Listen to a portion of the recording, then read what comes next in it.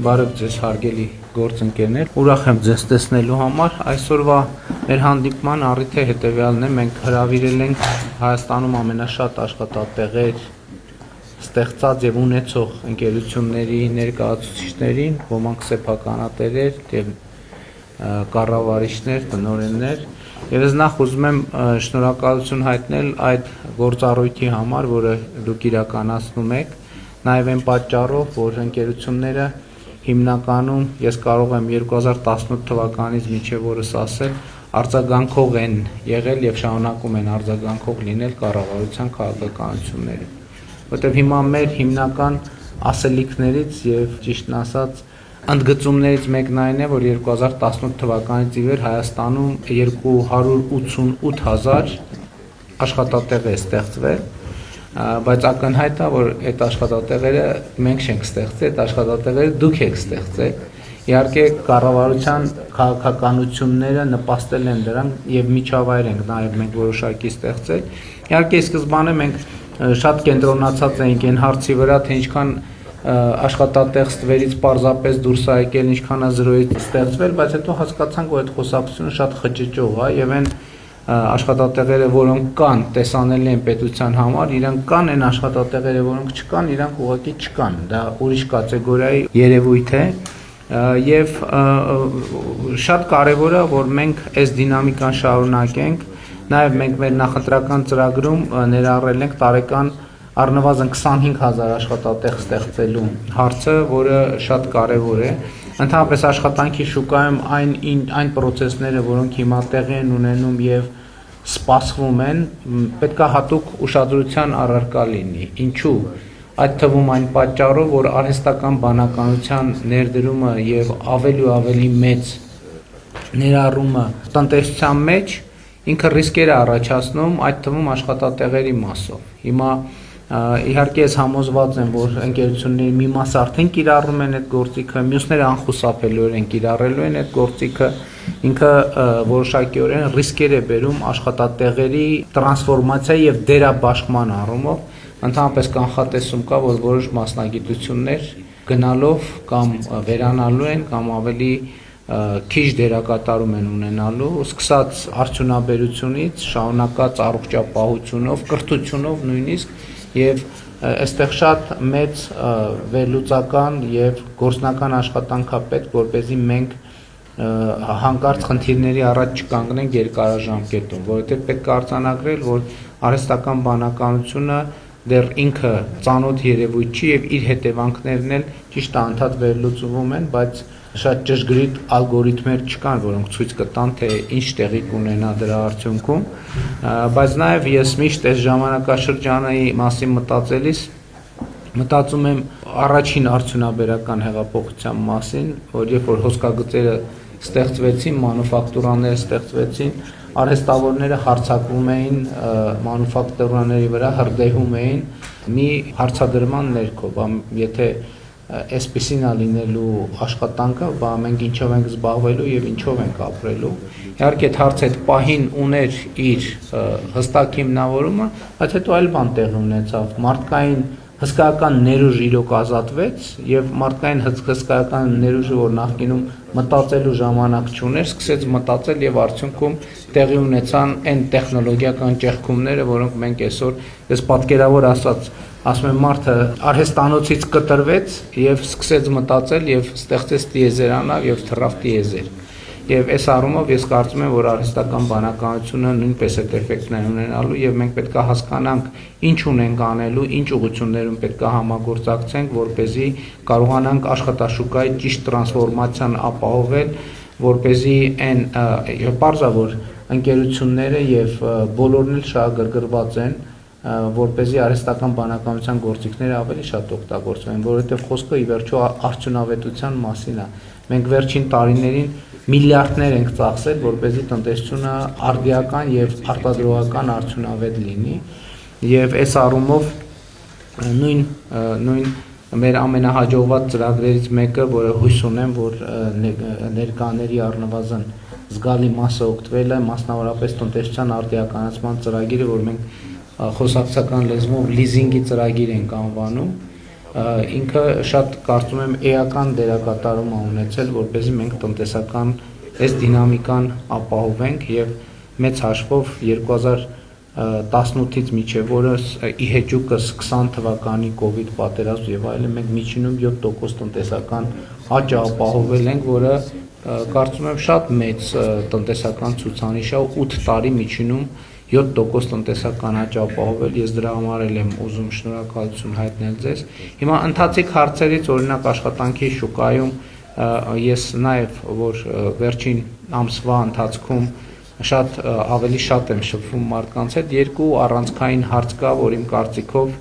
այս օրերին շատ քննարկվում է։ Առաջին հարցը հետևյալն է, որ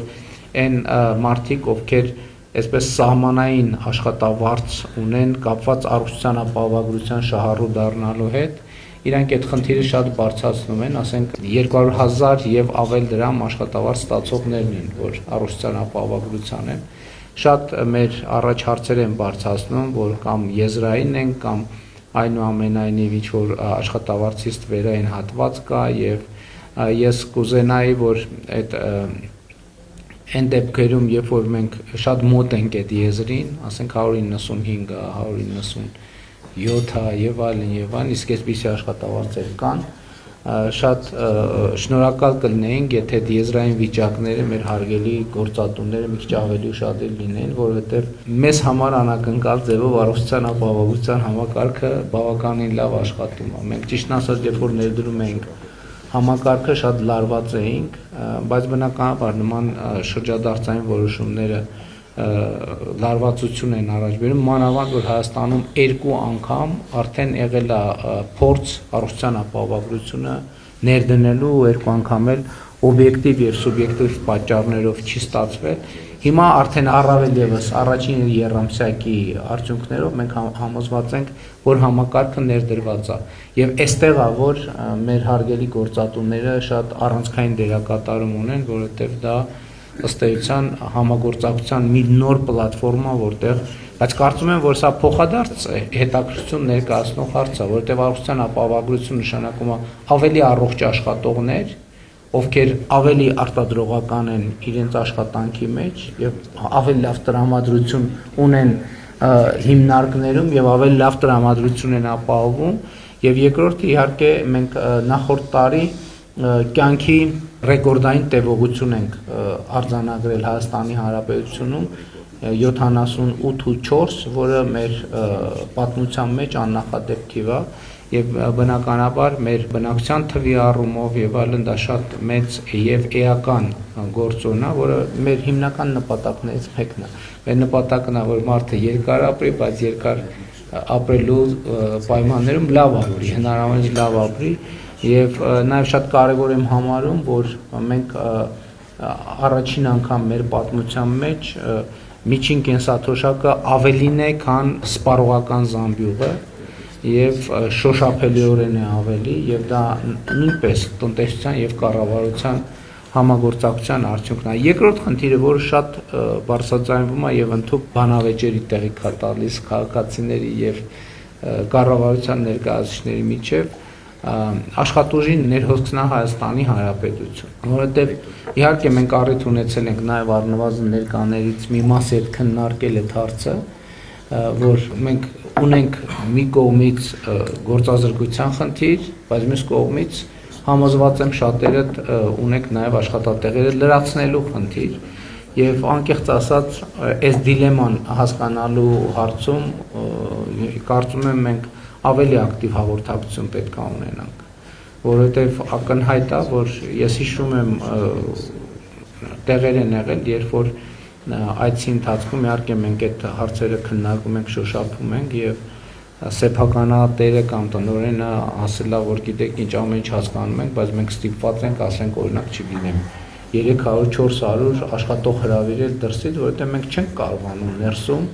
ներգրավել աշխատողներ։ Իհարկե մյուս կողմից հնչում է աշխատավարձից ցածր լինելու հետ կապված հասկանալի շեշտադրումը, բայց ես մեկը ասում եմ, ես չեմ հասկանում, ոնց է որ չաշխատելը ավելի շատ եկամուտ է բերում, քան աշխատելը նույնիսկ ցածր աշխատավարձով։ Եվ հետեւաբար հաջորդ հարցը, որը աշխատանքի շուկայի ոլորտում շատ մեր ուշադրությունը գրավում է այս հարցն է եւ իհարկե այս համատեքստում մենք ուզում ենք հասկանալ թե այլ ինչ կարող ենք անել որպեսզի խթանենք աշխատատեղերի ստեղծումը, որովհետև ի վերջո սոցիալական ամբողջ քաղաքականությունը եւ իմիջիայլոց սոցիալական քաղաքականությունների առանցքային հայեցակարգային փոփոխությունը, որը մենք հիմա փորձում ենք անել կամ մենք մեզ համար արել ենք, բայց ուզում ենք նաեւ մեր հանրությանը ավելի ընդունելի դարձնել այդ միտքը, որ աշխատունակ մարդը իր ապրուստը եւ ի վերջո նաեւ բարեկեցությունը պետք է ապահովի աշխատանքի միջոցով, որովհետեւ ապրուստ եւ բարեկեցություն ապահովել ուրիշ ճանապարհ պարզապես չկա, չի կարող լինել ուրիշ ճանապարհ եւ որևէ ուրիշ ճանապարհ այդ ինքը արդյունքում փակուղի է տանելու։ Եվ մյուս կողմից ինչպես անել, որ այս թեզը հնարավոր դառնա, դուք գիտեք, որ մենք նաեւ շատ դժվար որոշումների ենք գնացել, բայց անհրաժեշտ նաեւ սոցիալական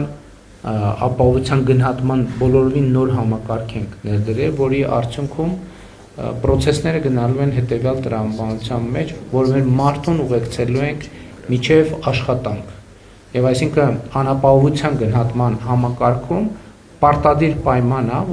որ մենք X կետում մարդուն պետքա կոնկրետ հասցեով եւ աշխատավարձով աշխատանք առաջարկենք։ Եվ այդ աշխատանքի առաջարկը 3 անգամ արձագանք չստանալու դեպքում մենք մարդուն պարզապես ելնելու ենք այն կանխավարկածից, որ ինքը ուրեմն եկամուտ ունի, որովհետև եթե մարդը եկամուտ չունի, ինչի է ինքը հրաժարվում, եթե ասենք պարզ է, չէ, որ առողջական խնդիր չունի եւ այլն եւ այլն։ Բայց իհարկե այս ամեն ինչի համատեքստում ամենակարևորը կրթությունն է եւ կրթական վերափոխումը, որ մենք մարդկանց կարողանանք աջակցել, որ նրանք վերամասկնան գիտանան։ Եվ այստեղ էլ մենք մասնավոր հատվածից շատ մեծ ակնկալիքներ ունենք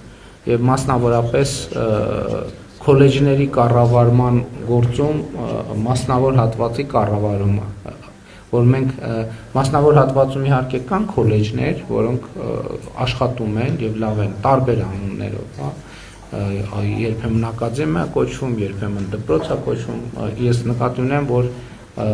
մասնագիտությունն է հաղորդում մարդկանց, այնպիսին, որը շատ կոնկրետ հասցեով կապված է աշխատանքի շուկայի հետ։ Որտեղ սա էդ էլ բան, կրթական երկու կոնցեպտ է, որը երկուսն էլ որոշակի համակարգում ունի իր տրամաբանությունը։ Կոնցեպտից մեկն այն է, որ ես կրթություն եմ ստանում, որպեսզի ստանամ որակավորում, որը նորմալ է, բայց այն կոնցեպտը, որ ես նկատի ունեմ եւ որի հետ կապված մասնավոր հատվածի աջակցությունը շատ կարեւոր է եւ համագործակցությունը, որ ես կրթություն եմ ստանում, որ կոնկրետ տեղում ընդունվեմ աշխատանքի։ Եվ այս պրակտիկան իմիջիայլոց շատ է կիրառվել պրակտիկորեն Հայաստանում։ Ես հիշում եմ մասնավորապես IT ոլորտի մի շարք ընկերություններ, որ այցելում էինք, հենց իրանց գրասենյակային տարածքներում կային դասասենյակներ, որտեղ տարբեր տեղերից շրջանավարտներ էին հրավիրում, այս էլ է հետաքրքիր արտահայտություն, շրջանավարտներ հրավիրում էին վերապատրաստելու, որպեսզի անցնեն աշխատանքի։ Այսինքն նույն տեխնոլոգիական ոլորտում մարդը դիպլոմ է ստանում, բայց ինքը որպեսզի արդեն աշխատի, ինքը մի հատ էլ կրթություն ստանում է ընկերությունում, ինչը էլի կարծում եմ այս երկրորդ կոնցեպտի բացակայության կամ այդտեղ ճեղքի արկայության պատճառն է, որովհետև տրամաբանությունն այդ կլներ, որովհետև համ ընկերությունն է ժամանակ եւ ռեսուրս վատնում, համ շրջանավարտն է ռեսուրս վատնում, որովհետև կանխավարկածն է, որ եթե ինքը դիպլոմ ունի, ինքը պետք է գնար ընկերություն, ընդհանրապես ադապտացիոն մի շրջան անցներ եւ արդեն պատրաստ լինել այդտեղ աշխատելու։ Բայց շատ հաճախ է լինում դեպքեր, որ կա դիպլոմ, բայց աշխատելու համար պետքա նորից մասնագիտանալ տվյալ ընկերություն։ Տենց պրակտիկաներ գիտեմ, որ այդ թվում ներկա մի շարք ընկերություններում կա եւ մեր խնդիրն է այս երկրորդ պրակտիկան ուժեղացնել, բայց նաեւ ընդհանուր կրթական համակարգում մասնավոր հատվածի եւ իրական տնտեսության ավելի մեծ ներգրավումով մենք այնպես կարողանանք հասնել այն արդյունքի, որ շրջանավարտը արդեն առնվազն էականորեն ավելի պատրաստ լինի ուղղակի գնալ մտնել եւ աշխատել կոնկրետ ընկերությունում, կոնկրետ ոլորտում, կոնկրետ գործարանում, արտադրամասում եւ այդպես շարունակ։ Իմ գնահատականն է, որ մենք տնտեսական զարգացման բոլորովին նոր մի շրջափուլ ենք մտնում, եւ դա իհարկե կապված է Հայաստանի եւ Ադրբեջանի միջև հաստատված խաղաղության գործընթացի հետ, եւ մենք առաջիկայում մեծ իրադարձություններ ենք սպասվում, որը կապված է առաջին հերթին TRIP նախագծի գործարկման հետ, որը էական է նրանով, որ Հայաստանի Հանրապետությունը ի վերջո ամբողջական դուրս է բերելու շրջափակման վիճակից։ Բայց ըստ էության այսօր էլ Հայաստանը հաղթարել շրջափակումը, որովհետև գիտեք, որ Ադրբեջանի տարածքով դեպի Հայաստան հնարավոր է իրականացնել երկաթուղային բեռնափոխադրումներ եւ իրականացվում են, բայց ուզում եմ ասել նաև, որ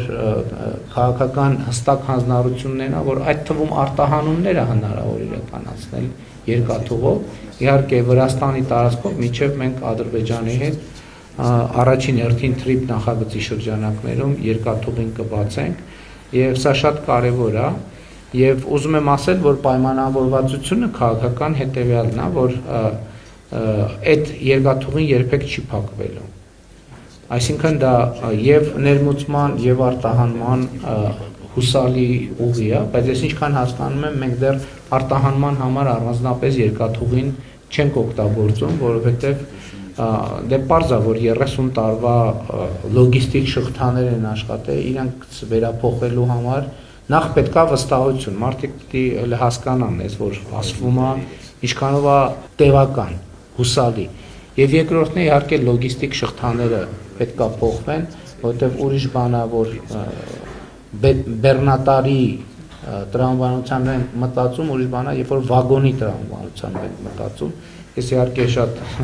գիտելիքներ չունեմ այդ ոլորտում, բայց ակնհայտ է, որ այդտեղ որոշակի պլանավորման եւ իրագործման հետ կապված վերափոխումներ պետք է արվեն։ Տեսեք 2018 թվականից մինչև օրս մեր իրական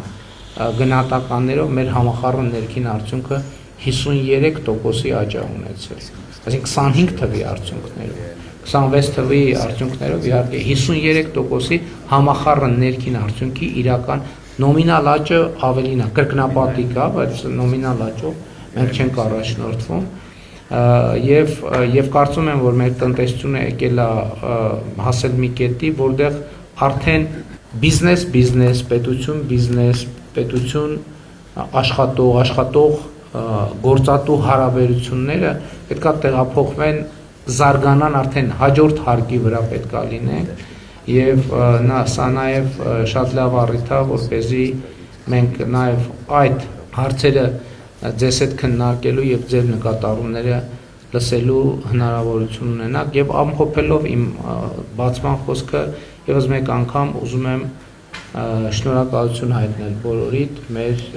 երկրում տեղի ունեցած այս փոփոխությունների համար այդ թվում, որովհետեւ իսկապես կան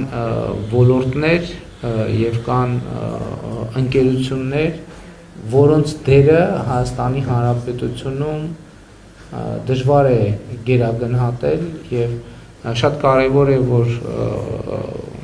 այդ ընկերությունները նաեւ որոշակի նոր մենթալիտետ, նոր մտածողություն, նոր կուլտուրա են բերում նաեւ Հայաստանի Հանրապետություն, ինչը իրականում ամենակարևոր կապիտալն է, որը նոր տարածքներ է բացում գործունեության նոր ոլորտներ մտնելու, նոր դաշտեր մտնելու համար, որը մեզ համար անծանոթ է եղել, այսինքն դա ճանապարհ է, որը մենք անցնում ենք, եթե ճանապարհը հաջող ես անցնում, նոր տեսադաշտեր եւ նոր հնարավորություններ են բացվում։ Ես համարում եմ, որ Հայաստանի Հանրապետությունը այսօր իր առաջ ունի հորիզոններ, որը ընդհանրապես պատմության ընթացքում չի ունեցել։ Հայաստանը իր պատմության ընթացքում չի ունեցել այսպիսի աննախադեպ հնարավորությունների ժամանակաշրջանը, բայց միշտ նաև այդ եմ ասում, որ գոլային իրավիճակը դեռևս գոլ չի։ Այսինքն կարող լինի եւ դինում է այդպես, որ խաղի ընթացքում ունեն տասնյակ գոլային հնարավորություններ եւ լավագույն արդյունքը այս դեպքում, որը եթե չի իրացվում, ոչ ոքին այդ մեծ հավանականությամբ արդյունքում այդ գոլային իրավիճակները չիրացրած թիմերը հասնում են պարտության եւ մենք ողջևորված լինելով նրանով, ինչին այսօր մենք հասել ենք, այդ թվում մեր մտածողության եւ դիտանկյունների փոփոխության արդյունքում մենք հասկանում ենք նաեւ, որ գոլային իրավիճակները պետքա կարողանալ ստեղծել, բայց պետքա նաեւ իրացնել, որովհետեւ առանց դրանց իրացման էական չի։ Այսինքն համարյա գոլ չկա։ Այսինքն կա համարյա գոլ, բայց մեկը դա հաշվի մեջ որոշի բան չի փոխում։